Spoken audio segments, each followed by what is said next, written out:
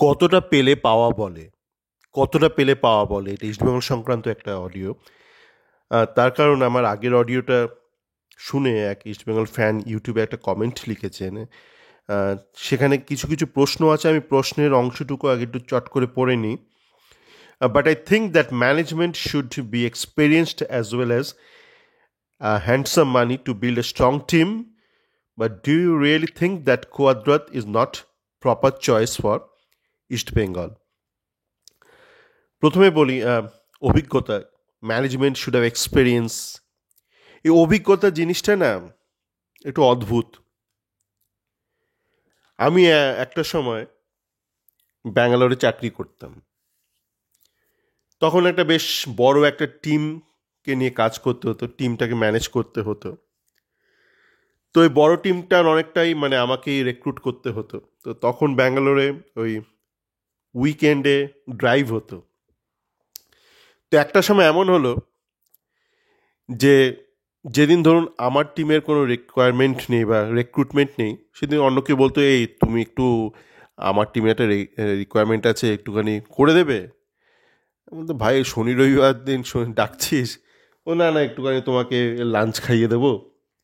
তো লাঞ্চটা ব্যাপার না, ওই ব্যাঙ্গালোরে ছিল ওই বিরিয়ানি, ওই স্টার বিরিয়ানি বা এই জাতীয়। না, আমাদের অফিস যেখানে ছিল সেখানে স্টার বিরিয়ানি ছিল, ওখানে ব্যাঙ্গালোরে একটা মোটামুটি বিরিয়ানি। যাকে আমি সাহায্য করতে যেতাম, তার কারণ তারাও আমাকে অনেক সাহায্য করেছে। মানে জীবনের প্রতিটা মুহূর্তে আমি সবার থেকে শিখেছি। সে ভারতীয় হোক বা বিদেশি হোক, আমার থেকে বয়সে ছোট হোক, আমার থেকে বয়সে বড় হোক, সবার থেকে আমি শিখেছি। মানে দেখুন, একটা পর্যায়ের পর আপনি স্কুল থেকে বেরোনোর পর বই আপনাকে শেখাবে না, জীবনই আপনাকে শেখাবে। আর জীবন মানেই মানুষ, মানুষই আপনাকে শেখাবে। তো যাকগে, যেটা কথা হচ্ছে, এই যে বলতো যে তুমি ভালো রিক্রুট করতে পারো। আমি কি করতাম? আমি কিছুই করতাম না। আমাদের যা ফিল্ড, সেই ফিল্ডে ভারতে খুব একটা কাজকর্ম হয় না। হ্যাঁ, তো সেই জন্য আর আমরা মোটামুটি জুনিয়র লেভেলের ছেলেপিলে নিতাম, নয়তো ওই বিলিংয়ে পোষাবে না। মানে ক্লায়েন্ট তো একটা দাম দিয়ে রেখেছে না, এর মধ্যে আপনাকে কাজটা নামাতে হবে, এতগুলো ছেলে মেয়ে লাগবে।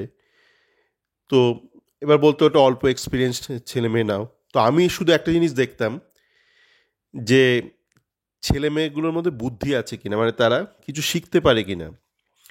তার কারণ কে 1 বছর 2 বছর 3 বছর এক্সপিরিয়েন্স, ভারতীয় এক্সপিরিয়েন্সের কোনো মূল্য ছিল না। মানে অন্তত আমার মনে হয়নি এক্সপিরিয়েন্সের কোনো দাম আছে। তা আমি দেখতাম যে এদের মধ্যে মেধা আছে কিনা, মানে বুদ্ধিটা আছে কিনা, মানে এদেরকে শেখানো যাবে কিনা চট করে। আর খিদেটা আছে কিনা। মানে ধরুন বুদ্ধি আছে, এরকম অনেকেই আছে, মানে বুদ্ধি আছে কিন্তু জীবনের প্রতি একটা হতাশ হয়ে গেছে, মানে কিছু শিখতে চায় না। তো দুটো চাই, খিদেটা চাই, প্লাস শেখার ইচ্ছেটাও চাই।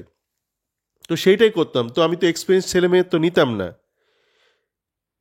ওই 2 years 3 years, basically 0 years experience ছেলে মেয়ে নিয়ে কাজ করিয়ে নিয়েছি। পরবর্তীকালে তারা ধরুন অনেকে বিভিন্ন স্থানে পৌঁছেছে, কেউ কেউ ভারতেই রয়েছে, কেউ কেউ দেশে বাইরে গেছে, তাদের ম্যাক্সিমামের সাথে আমার ওয়েল কানেক্টেড এখনও। তো ওই জন্য বলছি যে ইন্ডিয়াতে তো সেই ধরনের ওইভাবে ফুটবলটা চলেনি এর আগে। তো ওরকম এক্সপিরিয়েন্স লোক আপনি পাবেন কোথায়? পাবেন না। যারা আছে তাদেরকেই ঠিকঠাক করে কাজ করতে হবে।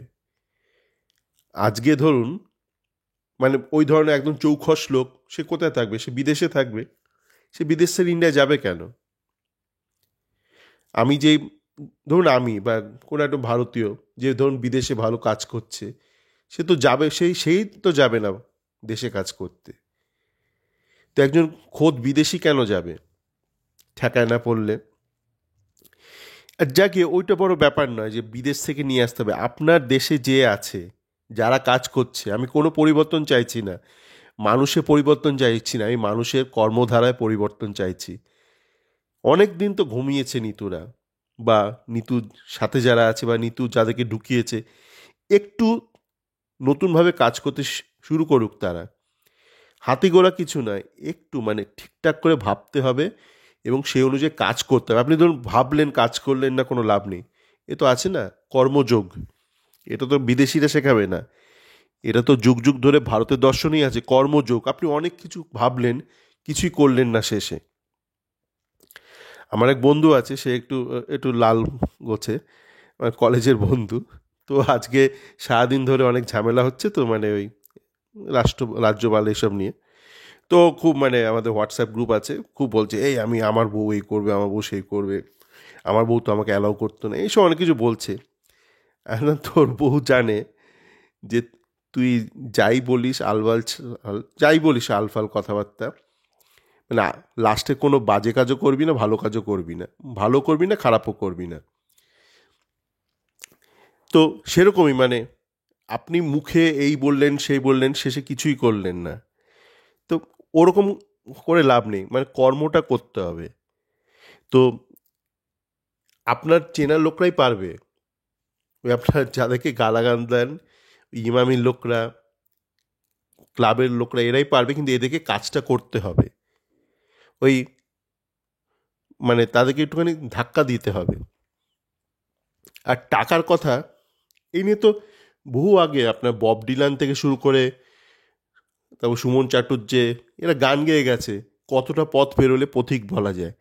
অর্থ লাগবে, আমি তো বলিনি যে আপনার 12th র্যাঙ্কড অর্থ বাজেট নিয়ে আপনি নাম্বার ওয়ানকে টেক্কা দিতে পারবেন, সেটা সম্ভব নয়। কিন্তু আপনার বাজেট যদি টপ 4/5 টিমের মতন থাকে, তাহলে আপনি কিন্তু মেধা দিয়ে বুদ্ধি দিয়ে টেক্কা দিতে পারবেন নাম্বার ওয়ানকে। তো ইস্টবেঙ্গল কিন্তু বাজেটটা কিন্তু একদম নিচের লেভেলে ছিল না, আগের মরশুমেও ছিল না, মানে এই যে মৌসুমটা এখন শেষ হতে চলেছে ছিল না, মোটামুটি মাঝারির দিকেই ছিল, বা on the higher side of average, বা অ্যাভাব মিডল ছিল, মিডল রেঞ্জ ছিল। তা সত্ত্বেও পারেনি, তার কারণ এই অর্থগুলো ভুলভাল ব্যয় করেছে, মানে বুদ্ধি সহকারে করেনি ব্যয়টা। এবার আসা যাক কুয়াদ্রাত, মানে আমার কি ওপিনিয়ন, আমি তো আমার ওপিনিয়ন তো বলেছি আগের অনেক অডিওতে। আর আমার ওপিনিয়নে কি এসে যায়, আপনারা ভাবুন, আপনাদের ভগবান তো একটা মাথা সবাইকে দিয়েছে, মাথায় আশা করি সবারই সুন্দর সুন্দর চুল আছে, পরিপাটি করে চুলের আপনারা সেবা করেন। ওইটা ছাড়াও একটু মাথাটাকে একটু ব্যবহার করুন, একটু ভাবতে শিখুন, আপনারা আপনার মতন ভাবুন। এবার আমি আমার পয়েন্টসটা বলে দিচ্ছি, কিন্তু আমারটা টুকবেন না। আমি সবাইকে বলি যে আমি কিছু চিন্তাভাবনার সূত্র দিচ্ছি, the way one should think. তারপর আপনি সেই ওয়েতে থিঙ্ক করতে পারেন, বা একটু অন্যরকম করে মডিফাই করে থিঙ্ক করতে পারেন, কিন্তু একটু ভাবুন, মানে আগে থেকেই কাউকে মানে মানে আমাদের মানে ওই আছে না অবতার, মানে মানুষ যখন কিছু মাথায় আসে না, তখন ভাবে কেউ এসে আমাদের উদ্ধার করবে। মানে এখনও মানুষ অপেক্ষা করে আছে, ওই বিষ্ণু দশম অবতার কল্কি কবে এসে মানুষকে উদ্ধার করবে, কেউ আসবে না। আপনাকেই, আপনাদের মধ্যেই কিন্তু, বা আমাদের মধ্যে রাদার, আমি তো মানুষ, আমাদের মধ্যে থেকেই কল্কি অবতারকে বেরিয়ে আসতে হবে। কল্কি মানে এমন নয় যে একটা single entity, it can be a movement also, বা অ্যাওয়ারনেস। আপনার মধ্যে যদি একটা সচেতনতা আসে, জাগ্রত হয় প্রশ্ন, সততা, সেইটাই কল্কি। আপনার মধ্যেই কল্কি হয়তো আছে, কল্কি শুয়ে আছে প্রত্যেকের মধ্যে। এবার কুয়াদ্রাতকে নিয়ে বলি, দেখুন, আমাকে ভাবতে হবে আমার কি প্রবলেম। ওই যেটা ভুল করেছিল নিতুরা, ওরা নিজেদের পিঠ বাঁচাতে হয়তো সচেতনভাবে করেওনি, মানে বললাম না, ওরা মাথাটা কাজ করাতো না, যেহেতু 100 বছর ধরে কাজ করাতে হয়নি। ওরা কি করেছিল, ওরা ভাবলো পাবলিক আমাকে খিস্তি না দেয়, তার জন্য কী করণীয়। ওরা ভাবলো তাহলে একটা আইএসএল জয়ী একটা কোচকে নিয়ে আসি, তাই লোবেরার পেছনে ছুটলো। এবার লোবেরা যখন হলো না, তখন ওদের প্রথম ভাবনা হলো আরেকটা আইএসএল জয়ী কি কোনো কোচকে পাওয়া যাবে, তাহলে পাবলিক খিস্তি মারবে না।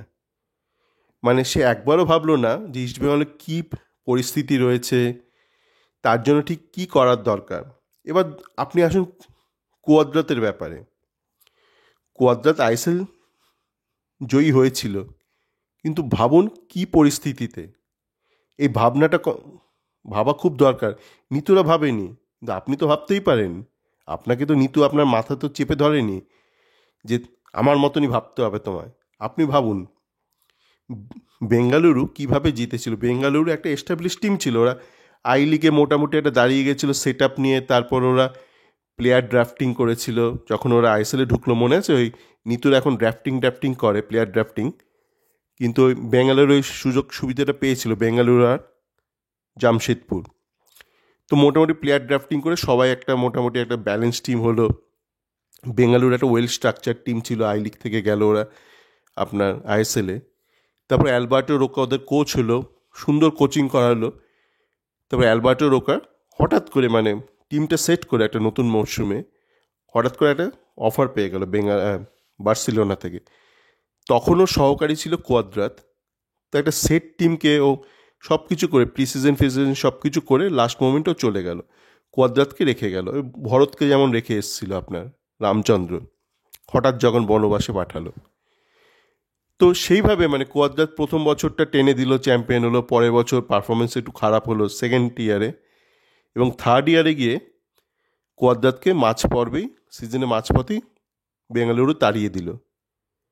তো কোয়াদ্রাতের পারফরমেন্সটা তাহলে আপনি কি প্রথম সিজনের ওই চ্যাম্পিয়ন হওয়াটা দেখবেন? ওটা তো অলরেডি গ্রাউন্ড ওয়ার্কটা করে দিয়ে গিয়েছিল আপনার অ্যালবার্টো রোকা, একটা সেট টিম ছিল।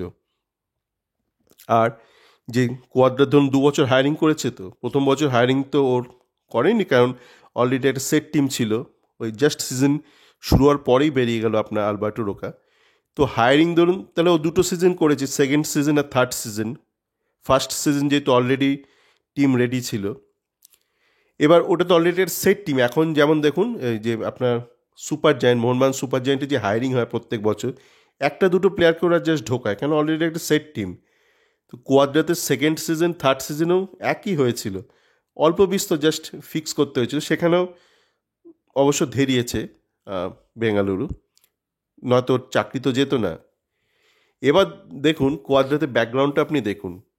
আপনি ট্রান্সফার মার্কেটে যান না, ট্রান্সফার মার্কেট ওয়েবসাইটে খুলুন, আছে তো আপনার ইন্টারনেট।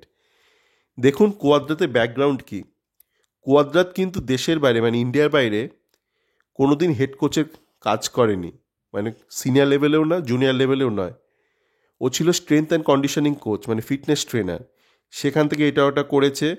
পরবর্তীকালেও অ্যাসিস্ট্যান্ট কোচের কাজ করেছে। অ্যাসিস্ট্যান্ট কোচকে কিন্তু ওই স্ট্র্যাটেজিক ডিসিশনগুলো নিতে হয় না। এখন ধরুন অনেকে বলছে ধরুন ইমামি ইস্টবেঙ্গল ক্লাব কোয়াদ্রাতের সাথে বসে বসে পরিকল্পনা করছে কাকে নেবে কাকে ছাড়বে। এই কাজটাও কোয়াদ্রাতকে কোনোদিন করতে হয়নি, ওই 2 মরশুম যে ছিল বেঙ্গালুরুতে, শুধু সেই মরশুমটুকু ছাড়া। তো এবার আপনি আসুন ইস্টবেঙ্গলের ক্ষেত্রে। ইস্টবেঙ্গলকে যখন ধরুন ইমামি পেল, ইস্টবেঙ্গলকে প্রথম বছর তো স্টিফেন কনস্ট্যান্টাইন ছিল। তবে সেই টিমটা দেখা গেল খুব একটা ভালো পারফর্ম করলো না, মোটামুটি একটা করলো। তো সেই টিমের কাউকে আপনার ধরলাম পছন্দ হলো না, হয়নি আলটিমেটলি, ওই মহেশ নুঙ্গা কয়েকজনকে ছাড়া। তো সেই টিমটাকে আপনি তৈরি করার দায়িত্ব দিলেন নতুন কোচকে, কোয়াদ্রাতকে। তো আপনি কাকে এক দায়িত্ব দিলেন? এমন একজনকে দায়িত্ব দিলেন যার কিন্তু টিম তৈরি করার অভিজ্ঞতাই নেই কোনো দিন। মানে সিনিয়র টিম একটা যে স্ক্র্যাচ থেকে তৈরি করবে সে অভিজ্ঞতা নেই তার। তার মধ্যে প্লেয়ার ডেভেলপমেন্টেরও ক্ষমতা নেই, অভিজ্ঞতা নেই। ক্ষমতা নেই তো আমরা দেখতে পেলাম এই মরশুমে, অভিজ্ঞতা নেই সেটা তো আপনার ইতিহাসই বলছে তার যে অভিজ্ঞতা নেই, কেন সে কোনোদিন ইউথ ডেভেলপমেন্টে কাজ করেনি। এবার আইডিয়ালি এমন একজনকে কোচ করা উচিত ছিল ইস্টবেঙ্গল ক্লাব কর্তাদের, যার ধরুন ইউথ ডেভেলপমেন্টে অভিজ্ঞতা আছে এবং সিনিয়র লেভেলেও হেড কোচের অভিজ্ঞতা আছে। কেন ইস্টবেঙ্গল একটা কমিউনিটি ক্লাব, তো তো সেখানে ধরুন হাজারো ঘন্টা এটা ওটা প্রশ্ন করবে, মিডিয়া পাগল করে দেবে। তো সেই প্রশ্নগুলো যেন তো ঠান্ডা মাথায় হ্যান্ডেল করতে পারে, সেই সফট স্কিলটা যেন থাকা দরকার। আর হার্ড স্কিল হিসেবে সে যাতে প্লেয়ারটা ডেভেলপ করতে পারে। ব্যাপারটা একটু চাপের, মানে একদিকে আপনাকে অমল দত্ত টাইপ কাউকে লাগবে যে প্লেয়ারটা তৈরি করতে পারে, আর একদিকে লাগবে প্রদীপ ব্যানার্জি বা পিকে ব্যানার্জির মতন, যার মধ্যে কিন্তু এই মিডিয়াকে হ্যান্ডেল করা সফট স্কিলটা আছে। তো কোয়াদ্রাতকে যাকে আনা হয়েছে তার মধ্যে হয়তো কিছুটা পিকে ব্যানার্জির স্কিল সেট আছে, অমল দত্তের স্কিল সেটটা একদমই নেই। তো এবার আপনি ভাবুন, আপনার পক্ষে তো সম্ভব নয় হঠাৎ করে একদম সমস্ত সব সিনিয়র লেভেলের প্লেয়ারকে নিয়ে চলে আসবেন, কেন সবাই লকড। একই তো ইন্ডিয়ার সিনিয়র লেভেলের পুলটা খুবই রেস্ট্রিক্টেড, মানে লিমিটেড রাদার। তারপর সবাই ধরুন বিভিন্ন ক্লাবের সাথে লকড, যারা ভালো ভালো প্লেয়ার। তো সেক্ষেত্রে আপনাকে কিন্তু ওই অল্প একটু কাঁচা কমা প্লেয়ার নিয়ে একটু প্লেয়ার নিয়ে তাদেরকে পলিশ করতে হবে, যেটা ধরুন আপনার আলেহান্দ্রো করতে পারতো। আলেহান্দ্রো অন্য প্রবলেম ছিল, ওর বিদেশি চয়নের ক্ষেত্রে ও একটু এজেন্ট নির্ভরশীল হয়ে একটু অসুবিধা, একটু উল্টোপাল্টা কাজ করে ফেলেছিল সেকেন্ড মরশুমে।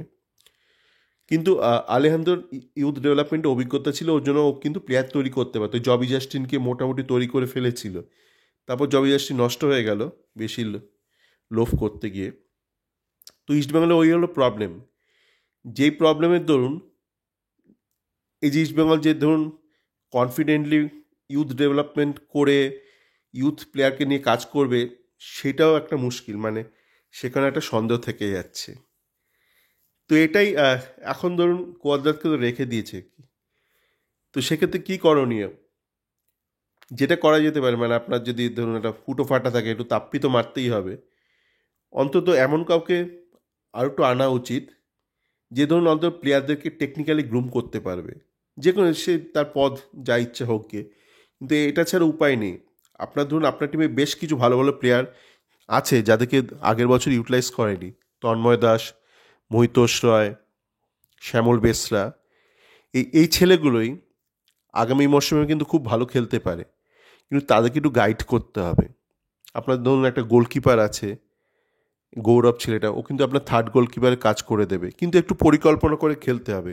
পুরো ব্যাপারটার মধ্যে একটা পরিকল্পনা আছে। আপনার যতগুলো টুর্নামেন্ট আছে প্রত্যেকটা আপনাকে পরিকল্পনা মাফিক খেলতে হবে। আপনার আইএসএলে ধরুন 4টে গোলকিপার অ্যালাউ করে, তাই তো? তো ওই 4টে গোলকিপারকে মধ্যে ধরুন প্রথমজন আপনার প্রফসুকান গিল, দ্বিতীয়জন আপনার Debjit Majumdar, third fourth including second, কেন প্রফসুকান ধরলাম ম্যাক্সিমাম ম্যাচে শুরু থেকে নামবে, তো আপনার সেকেন্ড থার্ড ফোর্থ এই 3টে গলিকে কিন্তু আপনাকে খেলিয়ে যেতে হবে বাকি সব ম্যাচ, ক্যালকাটা ফুটবল লিগ থেকে শুরু করে যেখানে যেখানে সম্ভব, যাতে করে তারা গেম টাইম পায় আর তাদের খেলায় উন্নতি হয়। আর এই জিনিসগুলো মাথায় রাখতে হবে, যেটা একটা ব্লান্ডার করেছে, প্রচুর ব্লান্ডার, এই অডিও তাহলে বেশি বড় হয়ে যাবে। যেমন ধরুন আদিত্য পাত্র, রনিত সরকার, এই গোলি, এদের যে হাইট, এই হাইট নিয়ে আজকের দিনে দাঁড়িয়ে এদের পক্ষে আইএসএলে দাঁড়ানো খুব মুশকিল। দেবজিতের গল্পটা অন্য, ও আইএসএল আসার আগেই ও দাঁড়িয়ে গিয়েছিল। আজকের দিনে যদি দেবজিৎ কেরিয়ার শুরু করতো, দেবজিতের অবস্থা আদিত্য পাত্রর মতনই হতো। তো অলরেডি এস্টাবলিশড হয়ে গেছিল। আজকের দিনে দাঁড়িয়ে যে কোনো খড়বুকায় গোলকিপারের পক্ষে আইএসএলে দাঁড়ানো খুব মুশকিল। তো এই ব্যাপারগুলো কিন্তু শুধরোতে হবে। আপনার যে ভুলগুলো করেছেন 2023-24 মরশুমে, সেগুলোকে শুধরানো দরকার। এই রনিত সরকার, আদিত্য পাত্র, এদেরকে রাখলে চলবে না। আপনাকে গৌরব বা জুলফিকার গাজী, একটু লম্বা দেখে গোলকিপার, এদেরকে থার্ড ফোর্থ হিসেবে গ্রুম করতে হবে, যাতে ধরুন 1 বছর বাদে দেবজিৎ তো আর চিরকাল খেলবে না, ওরও তো যথেষ্ট বয়স হচ্ছে, তো যাতে করে এরা থার্ড ফোর্থ থেকে আপনার সেকেন্ড গোলি হয়ে উঠতে পারে। তো এই ব্যাপারগুলো একটুখানি বুদ্ধিটা ব্যবহার করতে হবে। আবারও বলছি, মানে বিশাল অর্থ ছাড়াও কিন্তু আপনি ভালো রেজাল্ট করতে পারেন। মানে শূন্য অর্থ নিয়ে কিছুই হবে না। ইস্টবেঙ্গলে তো শূন্য অর্থ নয়, তো শূন্য অর্থ আমি ধরবো কেন? মোটামুটি একটা ডিসেন্ট বাজেট তো আছে, অ্যাভাব অ্যাভারেজ বাজেট তো আছে ইস্টবেঙ্গলের। এবার একটু বুদ্ধিটা প্রয়োগ করতে হবে, আর তার সাথে একটু খাটতে হবে, শারীরিক শ্রম। শুধু বুদ্ধিতে কিছু হবে না। আমি তো ইস্টবেঙ্গল ক্লাবের সাথে যুক্ত নেই, জাস্ট একটা ফ্যান। আমার নিজস্ব কাজ আছে, এরকম প্রচুর ফ্যান আছে। কাজের মাঝে মাঝে যা বিরতির সময় পাই, লেকচার দিয়ে যাচ্ছে, থিওরিটিক্যাল লেকচার, কিন্তু এই লেকচারটাকে আপনাকে প্রয়োগ করতে হবে, বা এই ধরনের চিন্তাভাবনাকে আপনাকে প্রয়োগ করতে হবে বাস্তবে। ওই কর্মযোগ, খালি বাতেলা যোগে কিছুই হবে না জীবনে। সকলে ভালো থাকবেন।